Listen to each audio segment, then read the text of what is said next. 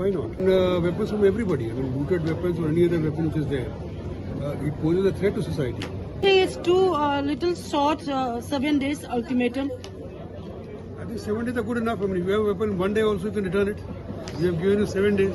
Okay, thank you, sir. Sir, 1 minute. Sir, if they do not return in 7 days, what will you do? Then we'll go and take it from there. No, see, memorandum si mayam lobby ba yagani? Kasi ako memorandum ne foreign photo copy ba yagani? Aduga Jayani don't fazilaklaba asuki matik kuireba Manipuri oiba loshinma naidre haiduna miyu kiyamagi maikaidigi pendabagi kholauna nelliba Manipuri oiba irang asida Prayagrasta pangthukiba mahakumbha mela aduda leba asidigi miyamna bot piduna khankiba luchingba kayama chattuna mafam aduda irujaduna leba asi ingchiknabagi damakta thawnikraba matungda amuk leba asida halaklamnaba matung Lamdam asigi Chief Minister oina ledam evidence sing Delhi dana paisindena Union Home Minister Amit Shah ji unaruba matungda amuk halaktuna leba asid ikangangawdan assembly famgadaba nongma watlingai ki matamda resign tawrokpadi state asigi oina leiba lenga adu kaikiba matangda assembly suspend tawba matangdana amuk suspended animation thamjindra leba asida president rule lakiba President rule laklaba matungda state asigi oina nauna appoint tawrakiba Ajay Kumar Bala governor oiriba mahaki maikaidigi secretary ta famduna leba asigi oiba thabak thongsing chalaiba hawrakraba matungda numit tare nigi oina nongmaising pikhalaknabagi damakta pikib akanba warning madugi matungda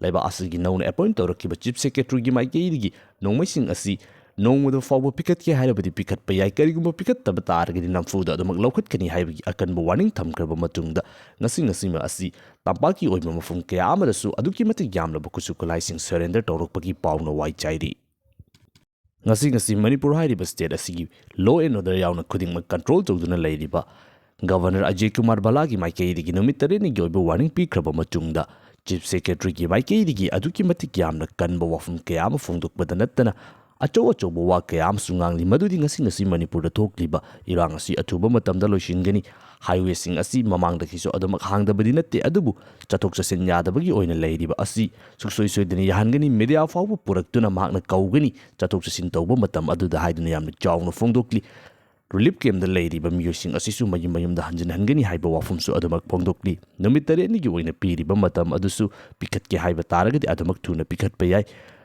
Karigumba maduta pikhalakta taragadi adumak Namfuda lokatkani haibagi oibi yamna kanba warnings adumak thamli from the collecting of illegal weapons, what are the steps taken to for bringing the peace in Manipur?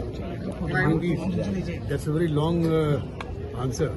In fact, we have to work on multiple fronts. Number one is that yes, there has to be peace, there has to be normalcy. So, weapon, of course, we can't leave outside in public, private hands. That is a very dangerous situation. So first we need to get the weapons back to the court, and thereafter take steps to open up highways as soon as possible, make movement fast. When? What is the roadmap? I cannot tell you an exact date, but there's a lot of work going on that. So open the National Highway 02 also. Deployment has been completed almost. A little bit of extra deployment is required. That also will be done very soon. And then the movement is still happening. It's not that movement is not happening. So when can the meters safely travel to Silchar or Dimapur by road? Time frame I can't tell you, depends on a lot of things. But then I expect your support also. I would invite the media to come with me when we go to on these roads. So do you think that collecting of this, recovering of this illegal weapon will be effective in restoring peace in Manipur? Oh yes, why not? I mean, a weapon which is there with somebody who is not authorized to use it, it's a dangerous situation. So the sooner we do it, the more peacefully we do it. It's a requirement. And weapons from everybody. I mean, looted weapons or any other weapon which is there. It poses a threat to society. So, I mean, first and foremost, we do that. Open the highways, bring in normalcy, have some kind of confidence building on both sides. Let people understand the problems. Everybody knows it. Everybody wants it to be over. There is a lot of hope in the society also. Whomsoever I have met, everybody says that yes, it is time now to change. It is time now to bring in peace. Now, what are the steps taken to return the IDPs to their home? IDPs, you see, as I mentioned just now, IDPs have been facing a lot of trouble. How many of them will be able to go back to their original place is again remains to be seen. Because before that, a lot of steps have to be initiated. We can try and help them where they are at the moment and try them move to some temporary, they can go to some relative's place or some other place. Their housing also we are paying adequate attention. Some are under construction, some more will be sanctioned. People will be, brought to a with a roof over their head. That is for sure. There are issues, but then that is gradually being sorted out. And very soon, I think it will all be in front of you. We believe in working very transparently. We'll involve everybody, and hopefully things are back to normal as soon as possible. Sir, last question, sir. After 7 days, what will we do? You have given 7 days ultimatum. 7 days For collecting ultimatum. the weapons. 7 days. For surrendering the weapons. Try and find out where they are and take it. Within the Don't you think it's too little short, 7 days ultimatum? I think 7 days are good enough. I mean, if you have a weapon, one day also you can return it. We have given you 7 days. Okay, thank you, sir. Sir, 1 minute. Sir, if they do not return in 7 days, what will we do? Then we'll go and take it from there. lamlong asigi dong appoint tawrokkiba chief secretary ki maikei hausi thokliba irang asi loisinabagi su kolaising asi chap saba miyam gi public ki oiba trust adu laktrine gi matamda namfuda lokhatkani aduga irang asida state na mathau toba ngamdabadagi security sina mathau toba ngamdabadagi kolai paikhatkiba na asi bu jeknaba amagumna ubui mo amada tawrokkiba asida all manipur bar association ki ka maikei ki da bu tuna wakan chatakre ꯀꯔꯤꯅꯣ ꯍꯥꯏꯕ ꯃꯇꯝꯗ ꯄ꯭ꯔꯖꯥꯁꯤꯡꯁꯤ ꯊꯥꯖꯍꯟꯕ ꯑꯃ ꯆꯪꯉꯦꯕ ꯄ꯭ꯔꯖꯥꯁꯤ ꯊꯥꯖꯒꯗꯕꯗꯨꯗ ꯉꯁꯥꯏꯒꯤ ꯍꯧꯔꯛꯏꯕ ꯄꯣꯠꯁꯤꯅꯗꯤ ꯉꯁꯥꯏꯒꯤ ꯑꯩꯈꯣꯏꯒꯤꯀꯣ ꯒꯣꯕꯔꯅꯔꯅ ꯍꯥꯏꯔꯛꯏꯕ ꯄꯣꯠꯁꯤꯒꯤ against ꯊꯕꯛ ꯇꯧꯔꯛꯑꯕꯅꯤꯅ ꯍꯦ ꯒꯣꯔꯃꯦꯟꯁꯦ ꯌꯥꯝ ꯁꯝꯅ ꯍꯥꯏꯕꯗ ꯀꯧꯊꯣꯛꯑꯒ ꯐꯨꯒꯗꯧꯔꯤꯕ꯭ꯔꯥ ꯀꯧꯊꯣꯛꯑꯒ ꯐꯥꯒꯗꯧꯔꯤꯕ꯭ꯔꯥ ꯍꯥꯏꯕꯒꯤ ꯆꯤꯡꯅꯕꯁꯦ ꯑꯩꯈꯣꯏꯗ ꯂꯩꯔꯦ ꯄ꯭ꯔꯖꯥꯁꯤꯡꯗ ꯂꯩꯔꯦꯕ ꯑꯗꯨꯅ ꯃꯁꯤ ꯅꯦꯝꯊꯍꯟꯕ ꯑꯃ ꯆꯪꯉꯦ ꯑꯗꯨꯅ ꯄꯤꯔꯤꯕ ꯃꯇꯝꯗꯁꯨ ꯁꯥꯡꯗꯣꯛꯄ ꯑꯃ ꯆꯪꯉꯦ ꯑꯗꯨꯒ ꯉꯔꯥꯡ ꯅꯍꯥꯟ ꯑꯩꯈꯣꯏꯒꯤ ꯑꯣꯅꯔꯦꯕꯜ ꯉꯁꯥꯏꯒꯤ ꯑꯩꯈꯣꯏ ꯆꯤꯐ ꯁꯦꯀ꯭ꯔꯦꯇꯔꯤꯅ ꯍꯥꯏꯈꯤꯕ ꯌꯥꯝꯅ ꯀꯟꯐꯔꯝ ꯇꯧꯕꯒꯤ ꯃꯑꯣꯡꯗ ꯍꯥꯏꯈꯤꯕ ꯑꯁꯨꯝꯅ ꯑꯗꯨꯒꯤ ꯃꯅꯨꯡꯗ ꯄꯤꯈꯠꯂꯛꯇ꯭ꯔꯒꯗꯤ ꯑꯩꯈꯣꯏ ꯌꯥꯝ ꯇꯧꯕ ꯉꯝꯃꯤꯒ ꯍꯥꯏꯕꯗꯣ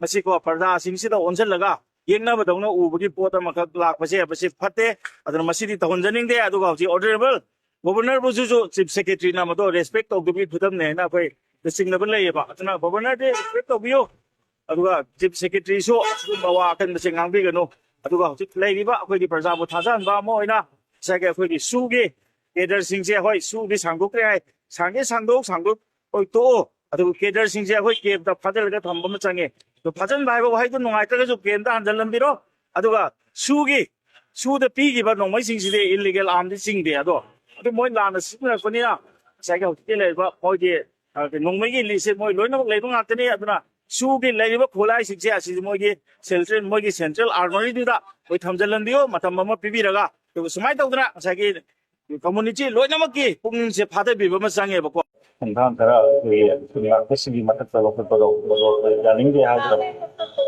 ꯐꯣꯡꯂꯤꯕ ꯁꯤꯚꯤꯜ ꯄ꯭ꯔꯣꯇꯦꯁꯁꯤꯗ ꯑꯩꯈꯣꯏꯒꯤ ꯑꯝꯕꯥꯒꯤ ꯑꯦꯛꯖꯤꯀ꯭ꯌꯨꯇꯤꯚꯅ ꯀꯧꯖꯕ ꯑꯁꯤꯗ ꯑꯩꯈꯣꯏꯒꯤ ꯊꯋꯥꯏ ꯌꯥꯎꯅ ꯑꯩꯈꯣꯏꯒꯤ ꯀooperation ꯄꯤꯕꯤꯔꯕ ꯑꯩꯈꯣꯏꯒꯤ ꯑꯝꯕꯥꯒꯤ ꯌꯦꯡꯕ ꯄꯨꯝꯅꯃꯛ ꯄꯤꯟꯐꯝ ꯍꯥꯟꯅ ꯑꯝꯕꯥꯒꯤ ꯃꯥꯏꯀꯩꯗ ꯈꯨꯔꯨꯝꯖꯔꯤ ꯇꯁꯦꯡꯅ ꯍꯧꯖꯤꯛ ꯑꯩꯈꯣꯏꯒꯤ ꯁꯦꯀ꯭ꯔꯦꯇꯔꯤꯅꯁꯨ ꯍꯥꯏꯕꯤꯈ꯭ꯔꯦ ꯑꯗꯨꯒ ꯑꯩꯈꯣꯏꯒꯤ ꯃꯃꯥꯡꯒꯤ ꯋꯥ ꯉꯥꯡꯕꯁꯤꯡꯅꯁꯨ ꯍꯥꯏꯕꯤꯈ꯭ꯔꯦ ꯍꯧꯖꯤꯛ ꯄꯤꯌꯥꯔ ꯂꯥꯛꯑꯕ ꯃꯇꯨꯡꯗ ꯉꯁꯥꯏꯒꯤ ꯑꯩꯈꯣꯏꯒꯤ ꯑꯣꯅꯔꯦꯕꯜ ꯒꯣꯕꯔꯅꯔꯅ ꯑꯍꯥꯟꯕ ꯑꯩꯈꯣꯏꯒꯤ ꯅꯣꯔꯃꯦꯜꯁꯦ ꯍꯜꯂꯛꯅꯅꯕ ꯑꯍꯥꯟꯕ ꯈꯣꯡꯊꯥꯡ ꯑꯣꯏꯅ ꯉꯁꯥꯏꯒꯤ ꯑꯩꯈꯣꯏꯒꯤ ꯆꯤꯡꯗ ꯑꯃꯁꯨꯡ ꯇꯝꯗ ꯂꯩꯔꯤꯕ ꯑꯥꯏꯟꯅ ꯌꯥꯗꯕ ꯈꯨꯠꯂꯥꯏꯁꯤꯡꯁꯦ ꯄꯤꯈꯠꯂꯛꯅꯅꯕ ꯈꯣꯝꯖꯟꯅꯅꯕ ꯂꯧꯈꯠꯂꯛꯄ ꯊꯧꯔꯥꯡꯁꯤ ꯑꯩꯈꯣꯏ ꯑꯝꯕꯥꯒꯤ ꯃꯥꯏꯀꯩꯗꯒꯤ ꯃꯁꯤ ꯇꯔꯥꯝꯅ ꯑꯣꯏ ꯇꯧꯕꯇꯕꯨ ꯃꯁꯤ ꯅꯪꯍꯧꯔꯣꯏꯗꯕꯒꯤ ꯃꯇꯥꯒꯨꯝ ꯉꯁꯥꯏꯒꯤ ꯑꯗꯨꯒꯤ ꯒꯕꯔꯅꯔꯅ ꯇꯧꯔꯤꯕ ꯊꯕꯛꯁꯦ ꯊꯨꯒꯥꯏꯔꯒꯦ ꯍꯥꯏꯕꯒꯤ ꯃꯇꯥꯒꯨꯝ ꯁꯦꯀ꯭ꯌꯨꯔꯤꯇꯤ ꯐꯣꯔꯁꯦꯁ ꯈꯔꯅ ꯃꯁꯥꯒꯤ ꯑꯣꯏꯕ ꯄꯣꯠ ꯃꯥꯟꯕꯗ ꯉꯁꯥꯏꯒꯤ ꯍꯧꯖꯤꯛꯀꯤ ꯂꯩꯔꯤꯕ ꯑꯩꯈꯣꯏꯒꯤ ꯃꯌꯥꯝꯁꯤꯗ ꯑꯄꯤꯜ ꯇꯧꯗꯅ ꯈꯣꯠꯇꯅ ꯉꯁꯥꯏꯒꯤ ꯑꯩꯈꯣꯏꯒꯤ ꯃꯁꯤꯗꯤ ꯑꯩꯈꯣꯏ ꯅꯣꯔꯃꯦꯜꯁꯤ ꯄꯨꯔꯛꯅꯕ ꯍꯣꯠꯅꯁꯤꯅ ꯍꯥꯏꯕꯒꯤ ꯃꯍꯨꯠꯇ ꯃꯈꯣꯏꯕꯨ ꯀ꯭ꯔꯤꯃꯤꯅꯦꯜꯗꯧꯅ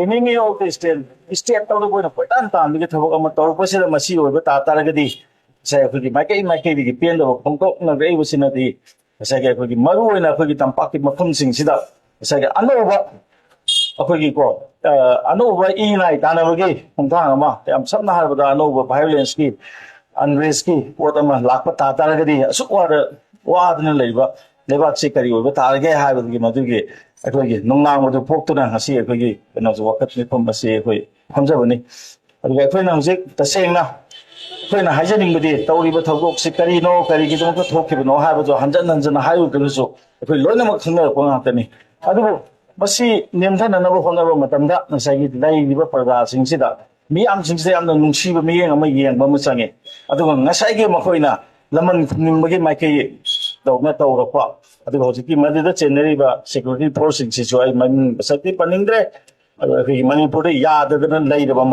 ꯃꯈꯣꯏꯅꯅꯦ ꯑꯩꯈꯣꯏꯒꯤ ꯏꯔꯥꯡ ꯊꯣꯛꯍꯜꯂꯤꯕꯁꯦ ꯍꯥꯏꯗꯅ ꯑꯩꯈꯣꯏꯅ ꯌꯥꯗꯕ ꯀꯥꯡꯕꯨꯗꯨꯅ ꯍꯦꯟꯅ ꯃꯇꯝ ꯑꯃꯗ ꯑꯩꯈꯣꯏꯒꯤ ꯄ꯭ꯔꯖꯥꯅ ꯃꯈꯣꯏꯒꯤ ꯃꯥꯌꯣꯛꯇ ꯑꯩꯈꯣꯏ ꯌꯥꯅꯤꯡꯗꯦ ꯍꯥꯏꯅ ꯐꯣꯡꯗꯣꯛꯈꯤꯕꯗꯣ ꯃꯗꯨꯒꯤꯗꯃꯛꯇ ꯂꯃꯟ ꯈꯨꯝꯕ ꯑꯣꯏꯅ ꯍꯟꯗꯛꯀꯤ ꯈꯨꯗꯣꯡꯆꯥꯕ ꯂꯧꯕꯒꯤ ꯃꯥꯟꯕꯒꯤ ꯄꯣꯠꯁꯦ ꯂꯥꯛꯄꯁꯤꯗ ꯑꯩꯈꯣꯏ ꯄꯦꯠꯇꯦ ꯑꯗꯨꯅ ꯇꯁꯦꯡꯅ ꯑꯩꯈꯣꯏꯒꯤ ꯑꯣꯅꯔꯦꯕꯜ ꯒꯣꯕꯔꯅꯔꯅ ꯂꯧꯈꯠꯂꯛꯏꯕ ꯉꯁꯥꯏꯒꯤꯀꯣ ꯑꯩꯈꯣꯏꯒꯤ ꯅꯣꯔꯃꯦꯜꯁꯤ ꯄꯨꯔꯛꯅꯕ ꯍꯣꯠꯅꯔꯤꯕꯁꯤꯡꯁꯦ ꯑꯩꯈꯣꯏ ꯃꯌꯥꯝ ꯂꯣꯏꯅꯃꯛ ꯃꯁꯤꯗ ꯃꯇꯦꯡ ꯄꯥꯡꯁꯤꯟꯕ ꯑꯃ ꯆꯪꯉꯤ ꯁꯦꯀ꯭ꯌꯨꯔꯤꯇꯤ ꯐꯣꯔꯁꯁꯤꯡꯁꯨ ꯌꯥꯎꯅ ꯑꯗꯨꯅ ꯉꯁꯥꯏꯒꯤ ꯍꯧꯖꯤꯛꯇꯤ ꯂꯩꯔꯤꯕ ꯁꯦꯀ꯭ꯌꯨꯔꯤꯇꯤ ꯐꯣꯔꯁꯦꯁꯁꯤꯡꯁꯤꯒꯤ ꯑꯍꯦꯟꯕ ꯊꯕꯛ ꯊꯧꯔꯝꯁꯤꯡꯁꯦ ꯃꯁꯤ ꯑꯩꯈꯣꯏ ꯀꯟꯇ꯭ꯔꯣꯜ ꯇꯧꯕ ꯑꯃ ꯆꯪꯉꯤ ꯃꯗꯨꯃꯛꯅꯤ ꯉꯁꯤ ꯑꯩꯈꯣꯏꯒꯤ ꯃꯦꯃꯣꯔꯦꯟꯗꯝꯗ ꯑꯩꯈꯣꯏꯅ ꯄꯟꯖꯔꯤꯁꯦ ꯃꯗꯨ ꯀꯟꯇ꯭ꯔꯣꯜ ꯇꯧꯕꯤꯌꯨ ꯑꯗꯨꯒ ꯄ꯭ꯔꯖꯥꯁꯤꯡꯁꯦ ꯌꯥꯝ ꯅꯨꯡꯁꯤꯕ ꯂꯩ ꯄ꯭ꯔꯁꯤꯗꯦꯟ ꯔꯨꯜ ꯂꯥꯛꯈ꯭ꯔꯕ ꯃꯇꯨꯡꯗ ꯃꯅꯤꯄꯨꯔꯒꯤ ꯑꯣꯏꯕ ꯏꯔꯥꯡ ꯑꯁꯤ ꯂꯣꯏꯁꯤꯟꯅꯕꯒꯤ ꯍꯥꯏꯗꯨꯅ ꯈꯣꯡꯊꯥꯡ ꯀꯌꯥ ꯑꯃ ꯂꯧꯈꯠꯂꯛꯄꯒꯤ ꯈꯣꯡꯊꯥꯡ ꯑꯣꯏꯅ ꯅꯦꯁꯅꯦꯜ ꯍꯥꯏꯋꯦ ꯂꯝꯕꯤ ꯃꯌꯥꯏꯗ ꯊꯤꯡꯖꯤꯟꯗꯨꯅ ꯊꯝꯂꯝꯕ ꯆꯨꯔꯆꯥꯟꯄꯨꯔꯒꯤ ꯑꯣꯏꯕ ꯕꯪꯀꯔꯁꯤꯡ ꯁꯤꯗꯣꯛꯈ꯭ꯔꯕ ꯃꯇꯨꯡ ꯑꯁꯤꯗ ꯃꯅꯤꯄꯨꯔꯒꯤ ꯑꯣꯏꯅ ꯈ꯭ꯋꯥꯏꯗꯒꯤ ꯌꯥꯝꯅ ꯆꯥꯎꯕ ꯑꯥꯔꯃꯤ ꯍꯦꯗꯀ꯭ꯋꯥꯇꯔ ꯑꯣꯏꯔꯤꯕ ꯂꯩꯃꯈꯣꯡ ꯑꯥꯔꯃꯤ ꯀꯦꯝꯞꯒꯤ ꯃꯅꯥꯛꯇ ꯂꯩꯔꯤꯕ ꯂꯩꯃꯈꯣꯡ ꯄꯨꯂꯤꯁ ꯁ꯭ꯇꯦꯁꯟꯒꯤ ꯆꯤꯡꯕ ꯂꯩꯃꯈꯣꯡ ꯆꯤꯡꯃꯥꯡꯒꯤ ꯑꯣꯏꯕ ꯃꯐꯝ ꯑꯁꯤꯗ ꯐꯣꯡꯅ ꯁꯥꯗꯨꯅ ꯂꯩꯔꯝꯕ ꯕꯪꯀꯔ ꯑꯗꯨꯁꯨ ꯁꯤꯗꯣꯛꯄꯒꯤ ꯑꯣꯏꯕ ꯋꯥꯐꯝꯁꯨ ꯂꯩꯔꯤ ꯆꯨꯔꯆꯥꯟꯄꯨꯔꯗꯒꯤ ꯈꯨꯠꯂꯥꯏ ꯈꯔ ꯊꯤꯟꯒꯠꯂꯛꯏ ꯍꯥꯏꯕꯒꯤ ꯑꯣꯏꯕ ꯋꯥꯐꯝꯁꯨ ꯑꯗꯨꯃꯛ ꯂꯩꯅꯈ꯭ꯔꯦ ꯆꯤꯡꯒꯤ ꯑꯣꯏꯕ ꯃꯐꯝꯁꯤꯡ ꯑꯁꯤꯗꯗꯤ ꯈꯨꯠꯂꯥꯏ ꯈꯔ ꯁꯔꯦꯟꯗꯔ ꯇꯧꯔꯛꯄ ꯅꯠꯇꯅ ꯊꯣꯏꯗꯣꯛꯅ ꯃꯤꯐꯥ ꯃꯤꯄꯨꯟꯒꯤ ꯑꯣꯏꯕ ꯄꯥꯎ ꯂꯩꯇꯦ ꯇꯝꯄꯥꯛꯀꯤ ꯑꯣꯏꯕ ꯃꯐꯝꯁꯤꯡ ꯑꯁꯤꯗꯗꯤ ꯍꯥꯟꯅ ꯂꯩꯉꯥꯛ ꯂꯩꯔꯤꯉꯩꯒꯤ ꯃꯇꯝꯗꯁꯨ ꯑꯗꯨꯃꯛ ꯄꯥꯏ ꯑꯗꯨꯕꯨ ꯍꯟꯗꯛꯀꯤ ꯃꯇꯥꯡ ꯑꯁꯤꯗꯤ ꯐꯥꯕꯒꯤ ꯆꯥꯡ ꯌꯥꯝꯅ ꯍꯦꯟꯒꯠꯂꯛꯈ꯭ꯔꯕ ꯃꯇꯨꯡ ꯑꯁꯤꯗ ꯋꯥꯔꯅꯤꯡ ꯊꯝꯒꯠꯂꯛꯄ ꯃꯇꯨꯡ ꯑꯁꯤꯗ ꯉꯔꯥꯡ ꯅꯍꯥꯟ ꯑꯁꯤ ꯑꯗꯨꯛꯀꯤ ꯃꯇꯤꯛ ꯌꯥꯝꯕ ꯈꯨꯠꯁꯨ ꯈꯨꯠꯂꯥꯏꯁꯤꯡ ꯐꯥꯒꯠꯄꯒꯤ ꯑꯣꯏꯕ ꯄꯥꯎ ꯑꯁꯤꯁꯨ ꯑꯗꯨꯃꯛ ꯂꯦꯞꯇ꯭ꯔꯤ ꯃꯁꯤꯒꯨꯝꯂꯕ ꯃꯇꯝ ꯑꯁꯤꯗ ꯑꯔꯥꯝꯕꯥꯏ ꯇꯦꯡꯒꯣꯜꯒꯤ ꯃꯥꯏꯀꯩꯗꯒꯤ ꯒꯕꯔꯅꯔ ꯎꯅꯗꯨꯅ ꯋꯥꯔꯤ ꯁꯥꯟꯅꯔꯕ ꯃꯇꯨꯡꯗ ꯃꯦꯃꯣꯔꯦꯟꯗꯝꯁꯤꯡ ꯄꯤꯁꯤꯟꯕꯒꯤ ꯑꯣꯏꯕ ꯋꯥꯐꯝꯁꯨ ꯑꯗꯨꯃꯛ ꯊꯣꯔꯛꯂꯤ ꯒꯣꯕꯔꯅꯔ ꯑꯃ ꯂꯥꯛꯄꯁꯤꯗ ꯑꯔꯥꯝꯕꯥꯏ ꯇꯦꯡꯒꯣꯜꯒꯤ ꯑꯣꯏꯅ ꯉꯁꯤ ꯑꯩꯈꯣꯏ ꯄꯨꯡ ꯑꯃ ꯆꯨꯞꯅ ꯑꯩꯈꯣꯏ ꯋꯥꯔꯤ ꯁꯥꯟꯅꯖꯕꯅꯤ ꯑꯗ ꯑꯩꯈꯣꯏ ꯍꯥꯟꯅ ꯃꯃꯥꯡꯗ ꯑꯩꯈꯣꯏ ꯄꯤꯁꯤꯟꯖꯈꯤꯕ ꯑꯩꯈꯣꯏ ꯃꯦꯃꯣꯔꯦꯟꯗꯝ ꯆꯞ ꯃꯥꯟꯅꯕ ꯃꯦꯃꯣꯔꯦꯟꯗꯝ ꯑꯁꯤꯒꯤ ꯖयकुमार ꯕꯥꯂꯥ ꯑꯣꯅꯔꯦꯕꯜ ꯒꯣꯕꯔꯅꯔꯗꯁꯨ ꯑꯃꯨꯛ ꯄꯤꯁꯤꯟꯖꯩ ꯍꯥꯏꯔꯤꯕ ꯀꯩꯅꯣꯁꯤ ꯃꯦꯃꯣꯔꯦꯟꯗꯝꯁꯤ ꯃꯌꯥꯝ ꯂꯧꯕꯤꯕ ꯌꯥꯒꯅꯤ ꯉꯁꯤ ꯑꯩꯈꯣꯏꯒꯤ ꯃꯦꯃꯣꯔꯦꯟꯗꯝꯅꯤ ꯍꯣꯔꯦꯟ ꯀꯩꯅꯣ ꯐꯣꯇꯣ ꯀꯥꯞꯄꯤꯕ ꯌꯥꯒꯅꯤ ꯑꯗꯨꯒ ꯑꯇꯩ ꯊꯣꯏꯗꯣꯛꯄ ꯂꯩꯇꯦ ꯑꯩꯈꯣꯏ ꯃꯅꯨꯡꯗ